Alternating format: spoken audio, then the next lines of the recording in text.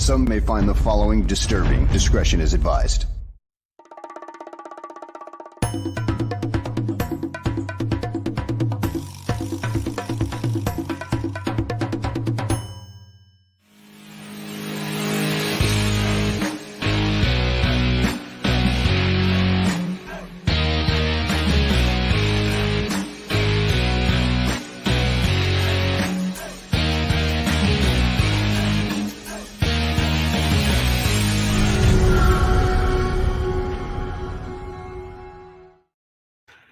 Welcome, everyone, to a fresh episode of GTF Gabriel Talks Football. My name is Aldo Gandia, and before I bring Greg in, just a programming note. This show was supposed to be on Tuesday. If you were with us last week, we announced it was going to be on Tuesday. We had a schedule change. We're back here on Monday, and hopefully next Monday. So there's that. Also, tomorrow, we've got Bare Their Souls at 8 p.m., but also Mike North is going to be an hour earlier at 9 a.m. So that's the programming over the next 24-plus hours, and much more football on Wednesday. So without further ado, let me bring in the man of the hour, Greg Gabriel. How are you, my friend? You're going to do Mike North at 9 o'clock? Yes. Come on, you're not even out of bed at 9 o'clock. Well, 9 a.m. is what I should have said, so thank you for correcting me. 9 a.m. in the morning. He's up at 4 a.m. Not out of bed at 9 a.m. He might, I know he's up early. I've seen he's got stuff on X all the time. All the time. Lots of people in the chat room. Lots of people want to get your thoughts to what happened yesterday. Who the fuck knows? Yeah, I mean, that was so disappointing after the big victory in Washington. We didn't expect that type of performance. What do you think, Greg? What's going on? Well, I erred in my ways last week when we talked about the Minnesota defense, because they played pretty good, and they were blitzing from everywhere. And like on that first sack was an overload. There was nobody to block that guy. And they just, they found different ways of attacking the Bears from the defensive side, and the Bears couldn't account for it. And, it ended up just being a shit show. I mean, it's hard. It was disappointing because you expected a lot more, coming off of, and actually the defense played pretty good. I looked up the stats right before we started. Oh my goodness. Gave up 224 yards. Yep. And the Bears had a huge time of possession advantage. Almost 10 minutes, Greg. Yeah. Yes. And you lose the game. That's crazy. Now, hey, granted, a good part of the second half, you got a rookie quarterback in there who hasn't played. And I'll tell you what, except for that last interception, the strip sack, that is what it is. But I didn't like the play call on the last interception. But aside from that, he didn't play all that badly. Mm-hmm. He was taking them downfield position. The thing I didn't like about that last call, and I have to look, go look at it some more, see what was there underneath, is when you got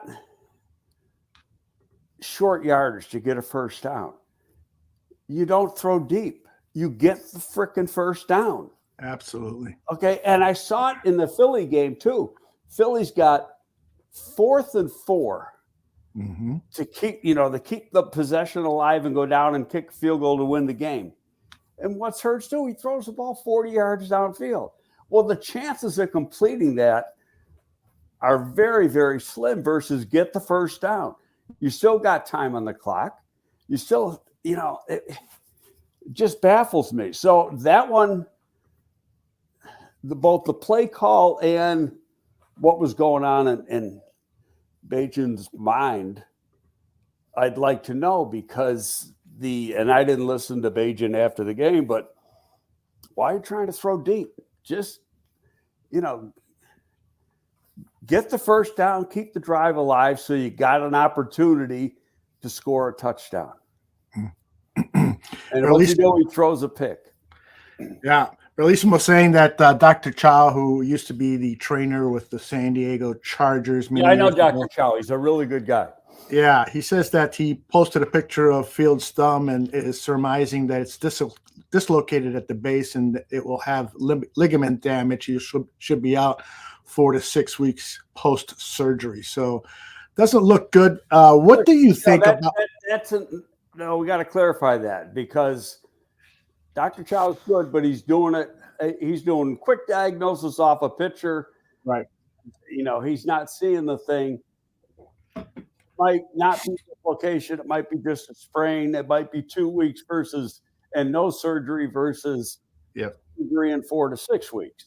Yeah. So I get that, because he's been wrong before. He's a good guy, and I've had phone conversations with him, but he's guesstimating.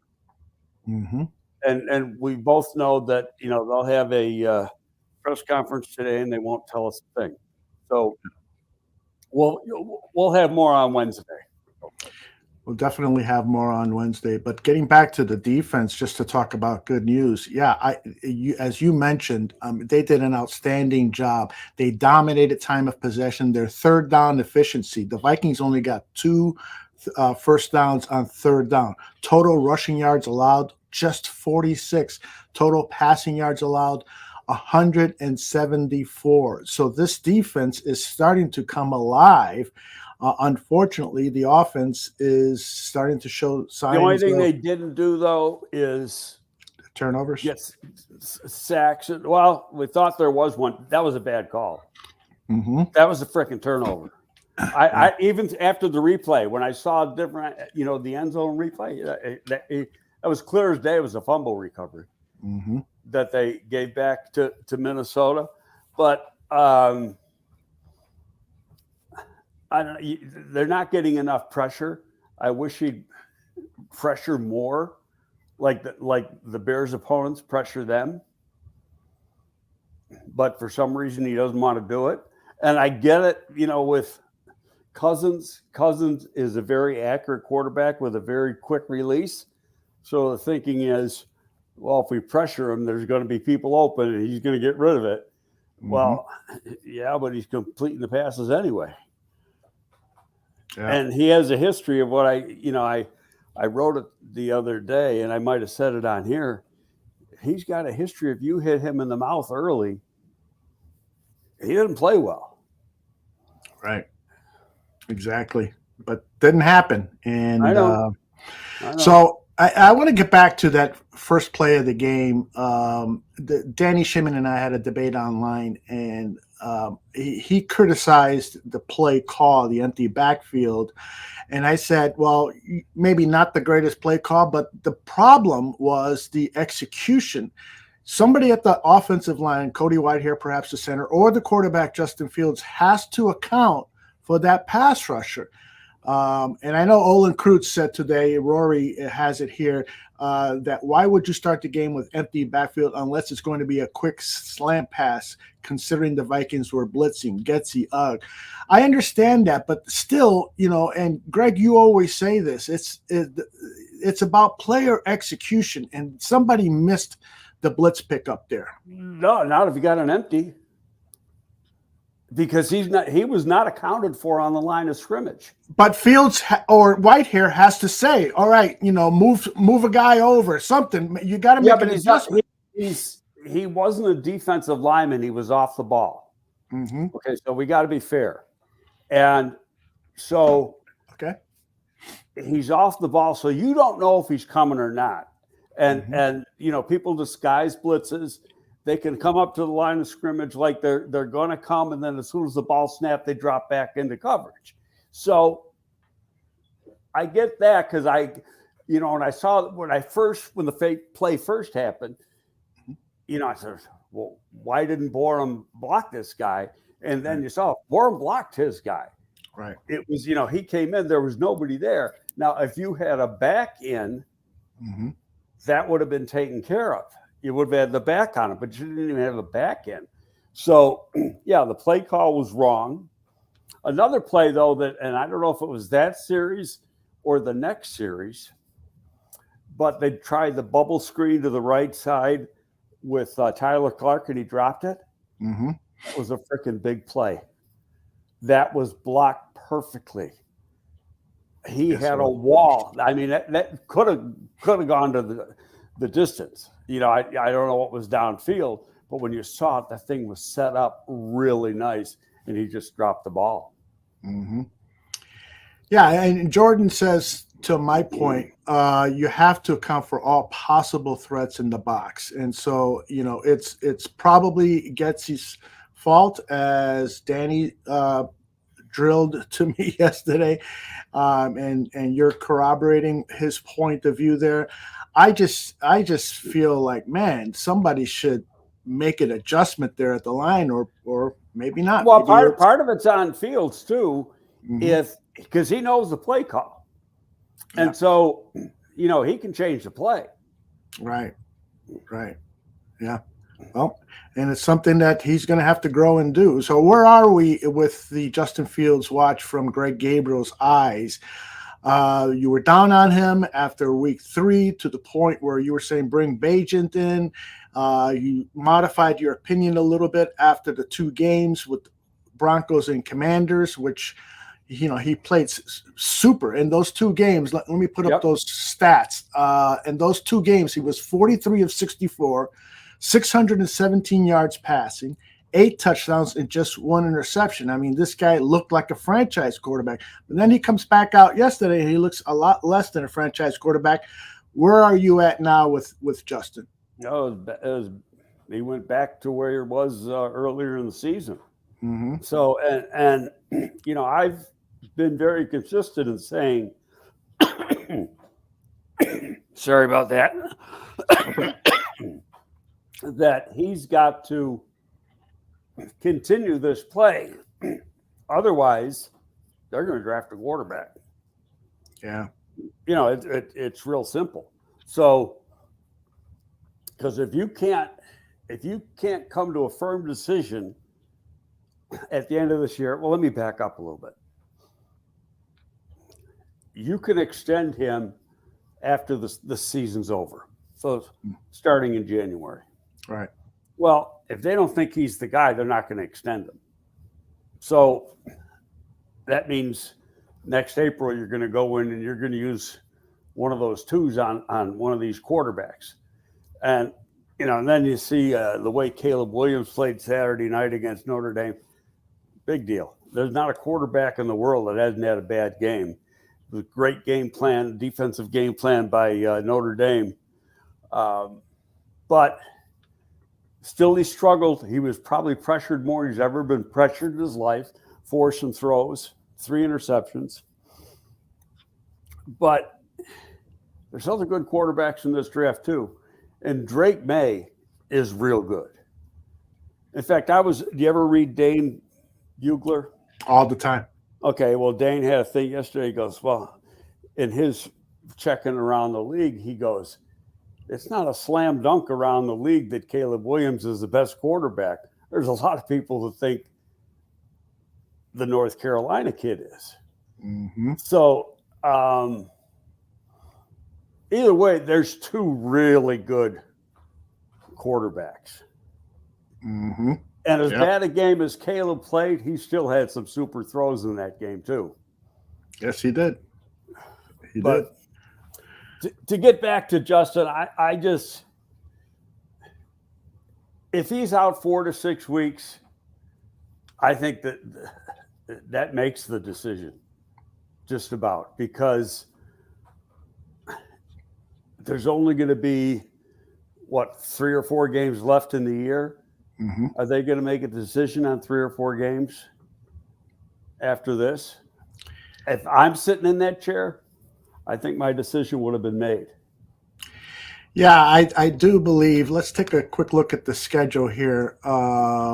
If he's out 4 to 6 weeks, so that really takes us through that second row there. Well, you got the buy in there, but you know you've got the Raiders this week, And the Raiders are going to probably be playing without Garoppolo. So you better frickin' win that game at home. The Chargers, the Saints, Carolina, Detroit. I mean, that's, there's the only game you should win in there is Carolina. And I'm going to say Oakland. But after yesterday, who the hell knows? They might not win anything. So, it's a tough schedule. I think now, say the minimum Justin is out is 2 weeks, and you're going to get at least a couple weeks and probably more to find out about Bagent. Now, Bagent will they'll have to adjust the game plan a little bit to fit to his strengths, and he'll get a week's full of reps, and you're going to make a decision on him pretty quick then.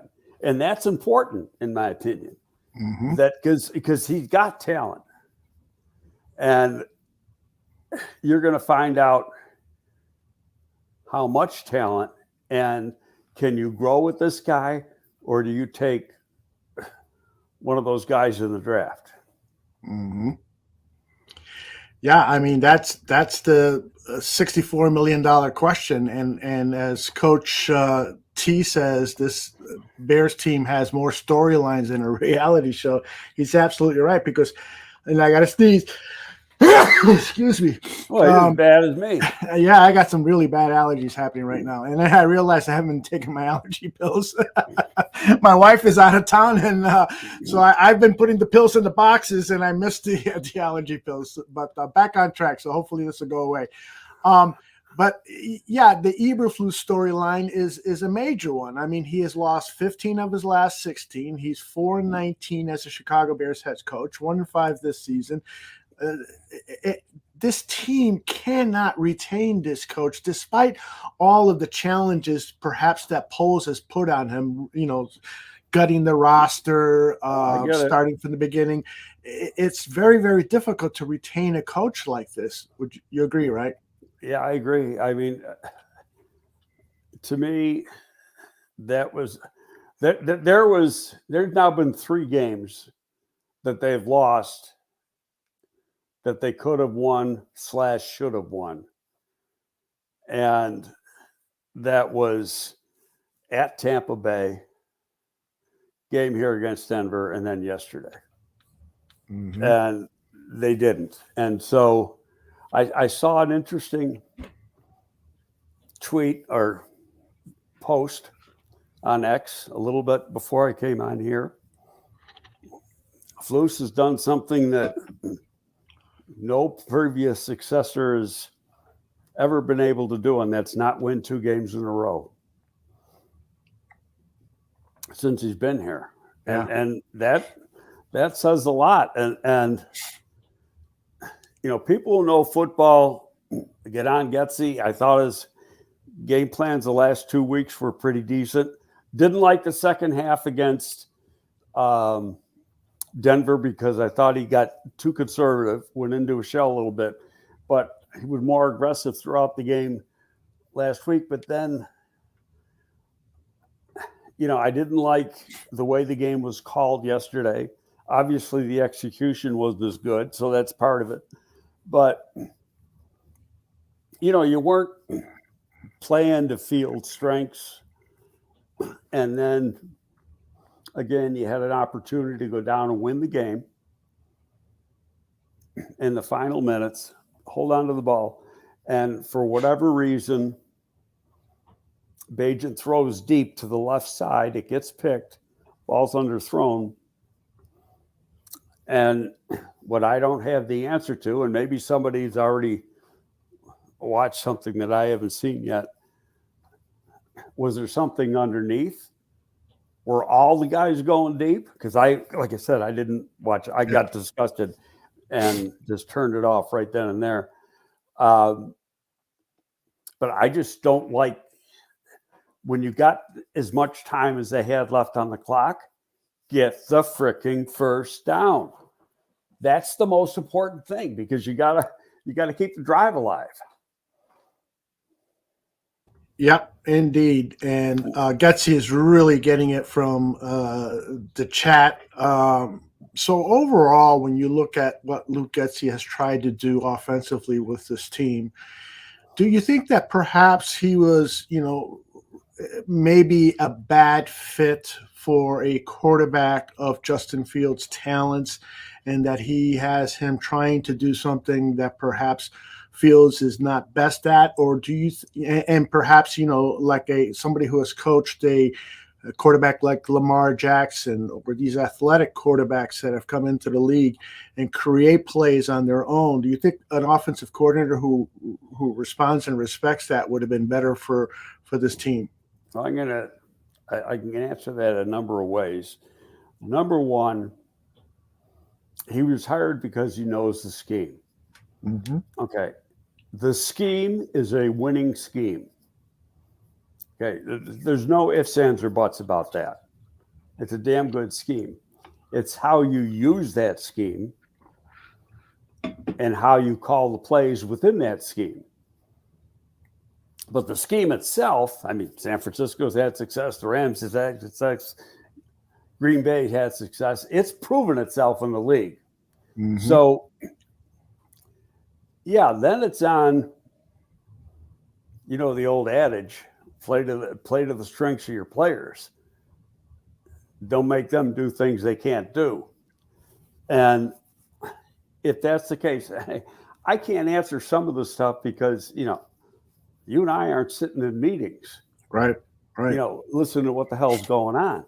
So, but yeah, you got to question some of the play calls.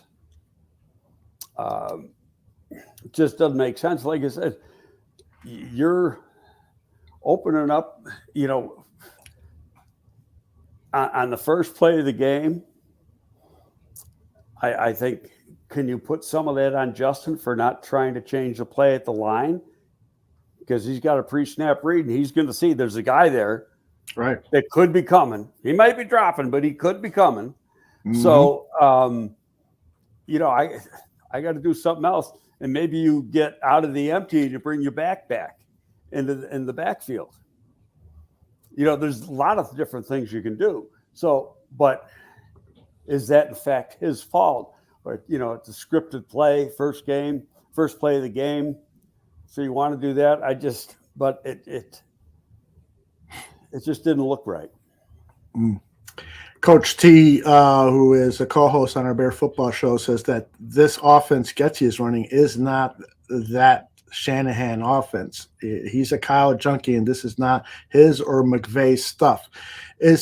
Could that viewpoint be because we don't have the talent that those teams have, or do you care to expound on your thought? Well, there's one thing to me that you see all the time from those guys that we have not seen very often, and I've been looking for them, is those crossing patterns that are usually wide open underneath, 5 mm-hmm. yard, 6 yard, 7 yard patterns. Mm-hmm. And we don't see them. Yeah, I agree with you. Anytime tight end Cole Kmet runs that crossing pattern, it's good for yards. And when you look at the all-22, you can go back through an entire game and see it only being called 2 or 3 times. It's and to go back with what Coach said, basically the scheme is the same. It's how you use the scheme. Mm-hmm. Mm-hmm. So it's how you call the plays. Okay, and is there stuff that was in the original playbook, or say in LaFleur's playbook, that he didn't carry over to here? Mm-hmm. I don't have the answer to that. Yeah. But that the basis of the scheme, and that's the scheme he's brought up with in the NFL, that scheme works. So that's the point that I'm trying to make. Yeah. And Coach says, yes, Greg, where are the crosses? Where are the split zones, counters, powers?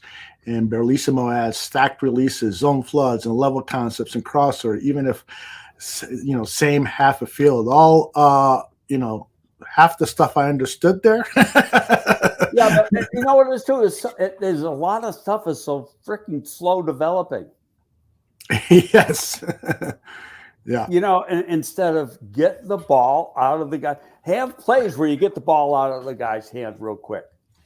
Well, and on the play that Fields got injured, I posted a video online saying, you know, this is on Justin. He's got DJ Moore running a route where he sits in an open zone. It's a tight zone. There's no doubt about it. But if he anticipates that his receiver, his number one wide receiver, is going to go to that zone at the stem of DJ's route, he should have fired that ball and it would have been a completion and he would not have broken his wrist or whatever, injured his wrist.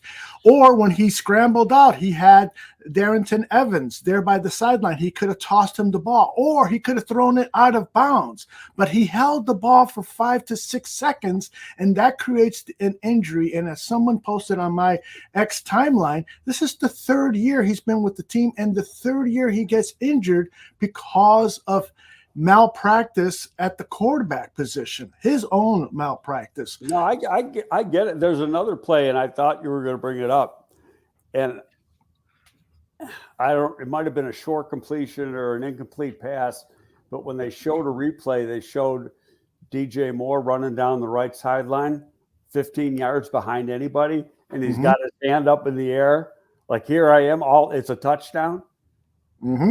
Yes, never saw him. Yeah. And that's what I was talking, go back a few weeks ago. That's what I was talking about as far as processing and not seeing the field. Yeah. And where we saw it last week and the week before. Yeah. I mean, the all 22 for us, people who are not in the media, will be released to us, I think later today or tomorrow. So I'm gonna study that because I want to get a clearer picture. I've been blaming Justin for some of this stuff, and I want to make sure that I'm correct there. And I'd love for you to take a look at it, Greg. And next time we talk, we can get a better indication. But I think it's fair to say that it's a combination, and it usually is, right? when bad stuff happens. But anyway, that's over with. He's hurt, right? I was just going to go there. So move on. He's not going to play. I'm going to say he's not going to play at least 2 more games. Yeah. Okay, and am I guessing? Damn right. And maybe it's worse than that. Maybe it is 6 weeks, 4 to 6 weeks. Well, you know what? In 4 to 6 weeks, the other guy might be playing good enough that Fields ain't getting back on the field. You know, they might make a decision. But that's right now. It's audition time right now for Tyson Bagent. That's right. Okay, and they liked him enough to keep him. They liked him enough to move him up to number 2. He was impressive in the preseason. He did things that I thought, you know, excuse me, coming from Division II. And I go, wow. I mean, just, you know, his ability to process was really quick and get the ball out of his hand really quick. So now, people like he's, rookie quarterback, they're going to throw shit at him now. It's they play the Raiders next week. They're going to do some stuff that you might not have ever seen on film in the last 2 weeks from the Raiders to try to confuse this kid because he is young. But at the same time, he's played a lot of football. And I don't care what level it's at. He's played a ton of football. Now, you mentioned that earlier in the show that they're going to have to change the play calling for him. Now, the Bears did rush 36 times yesterday. That was 14 more than the Vikings. So do you anticipate that they're really going to rely heavily on this rushing game? And hopefully we'll get back some of the injured players, although Foreman and Evans didn't do terribly, but yeah, you'd rather have your starters back. So you anticipate that they're going to try to run 36 to 40 times a game and then hit that short passing game and occasionally go deep? This is where if we had a second show, it'd be good. and because then you could look at the Raiders tape and see what they can do and what they can't do, on defense. And Exactly. I know they got a hell of a pass rusher in Crosby. But how strong or weak they are, but they're going to have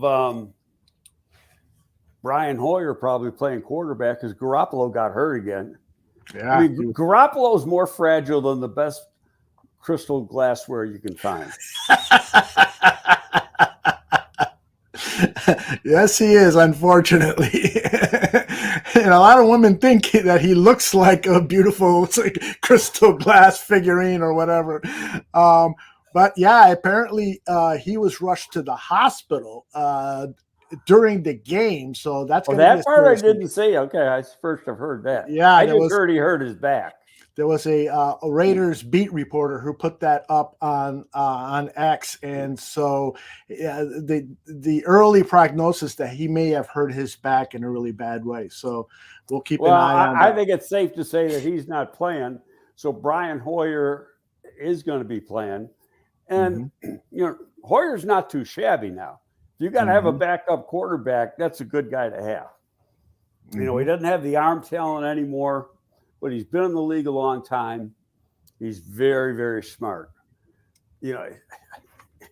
I'll go back to what I say every freaking week. You got to pressure him. Yep. And so this upcoming game versus the Raiders could be the lowest scoring game of the season, as the way I see it.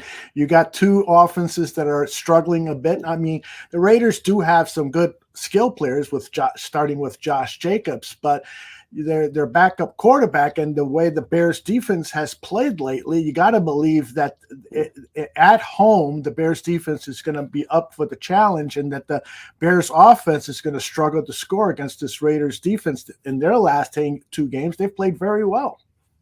Yeah, well, don't forget they're playing yesterday's game in Vegas. Yeah, and right. They got to come here. Right. To be a little colder than it is in Vegas this time of the year. I'm not impressed with them, but they do play hard. Josh McDaniels to me is just a flop as a head coach. He's a real good defensive coach. He's not a head coach or offensive coach, but not a head coach. But it's another game, just like yesterday was.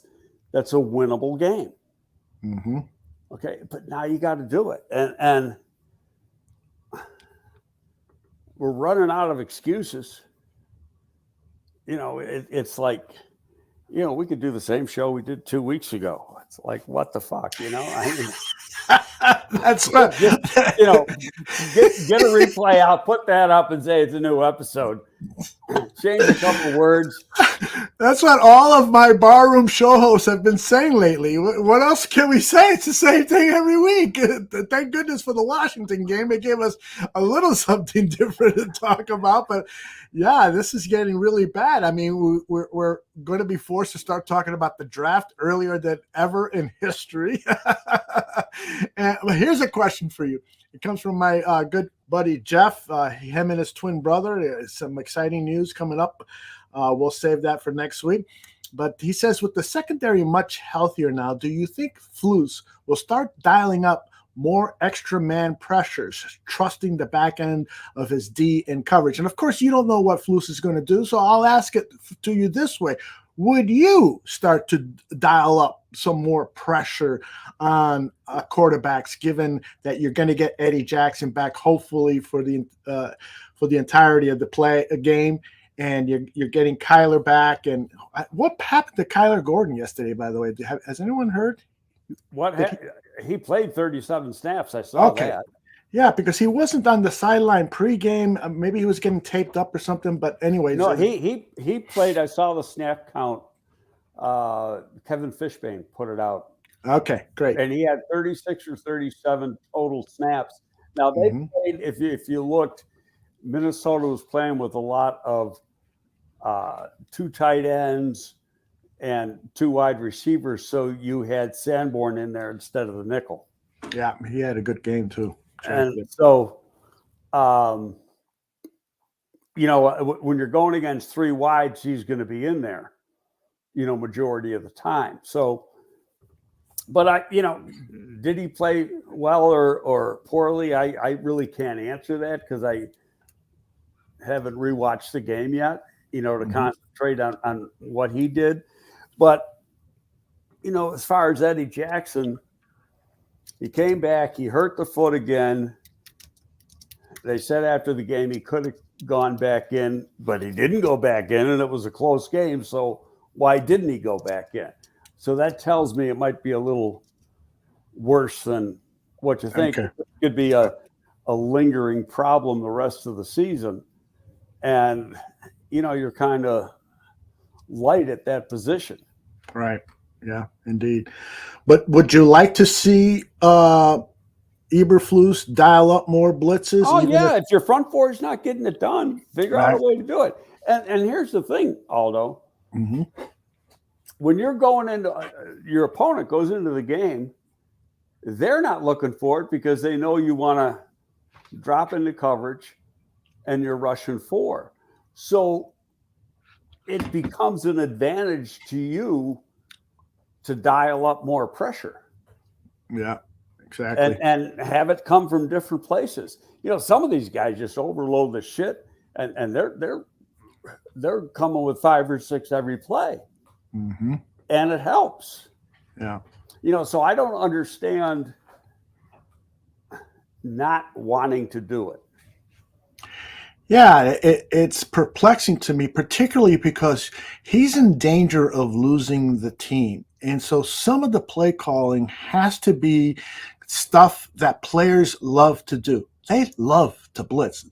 The front seven loves blitzing. I'm not sure if the defensive backs love it so much, but they love to blitz, and it gets them fired up. And so, if he doesn't call more blitzes and it could create energy in the football stadium, and hopefully that the offense can feed off of that. If he doesn't blitz, to me, it's just head scratching.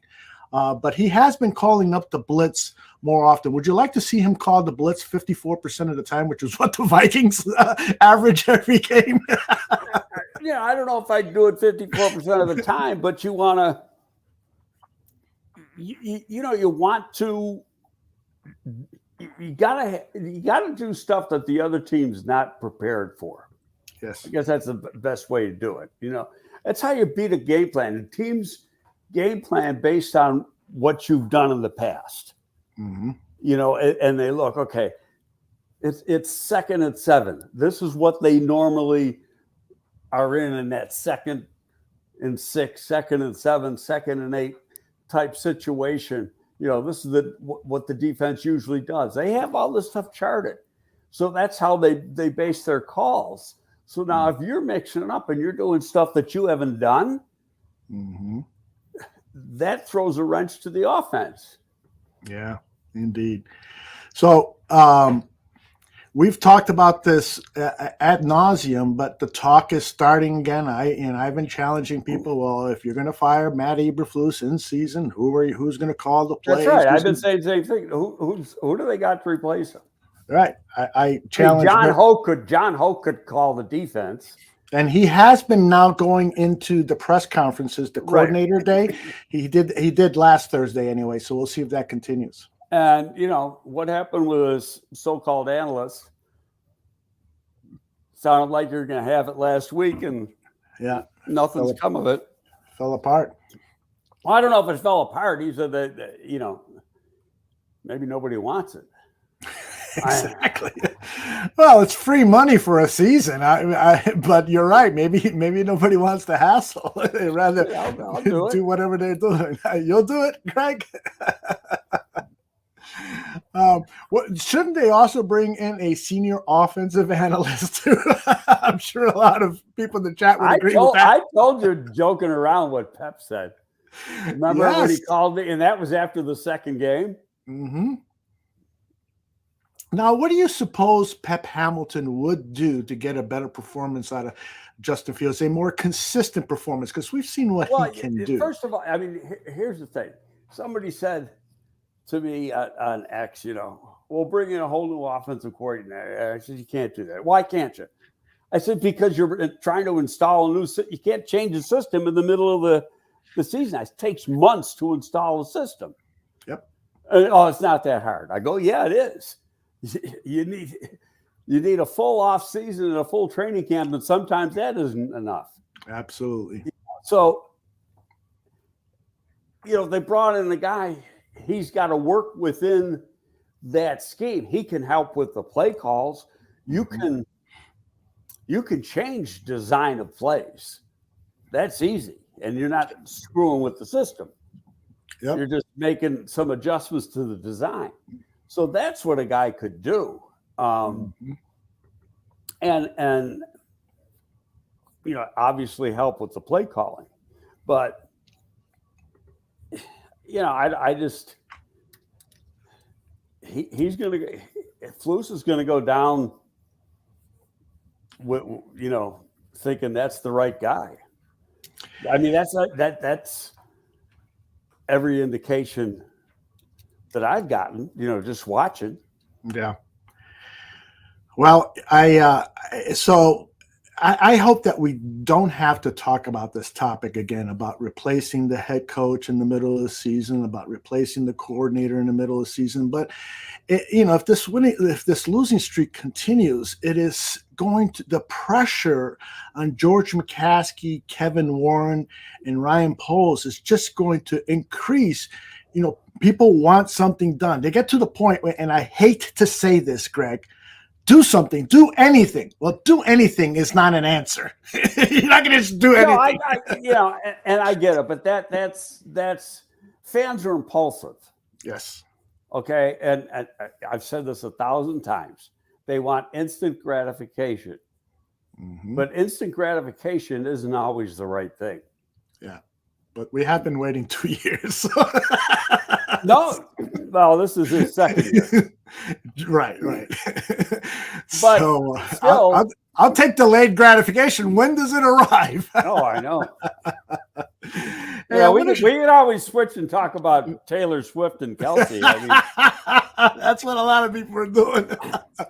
The paparazzi, they got everything. She was at his house Thursday night, and he was at her apartment Saturday night. Yeah, so. I think they consummated this relationship. So can we move on? Hey, I want to show you something I posted. My wife said, she goes, "You think they did it?" I think they did it. When you're holding hands, when you're leaving your apartment and they're holding hands, I think so. Anyway, here's a play that really irritated me. Hey, let me lower the audio on this because I'm screaming at my TV. I'm just going to run it here. This is Darnell Mooney. He apparently didn't realize he had to block number 7. What's going on here? And it seems like Darnell. Guy, you know what? In fairness, 7, that guy was way far away. I mean, that guy's a good 4 to 5 yards away from Mooney, but now he could have taken an angle. But would he have gotten a piece? Just look. It's a hell of a play, number 1 by the corner. Number 7. And that's another play when you see that. You got it going back a couple seconds? This is as far back as I got. Okay, because then, again, you got a play called, and you're looking at the defense, you go, that isn't going to work. So you got to get out of it. Yeah. See, let me share with you what I think. Okay, so he's looking at the snap of the ball, he being Darnell Mooney, right? Both players are. Number 7 is looking into the backfield, trying to read Justin Fields. Now, here's the snap of the ball right there.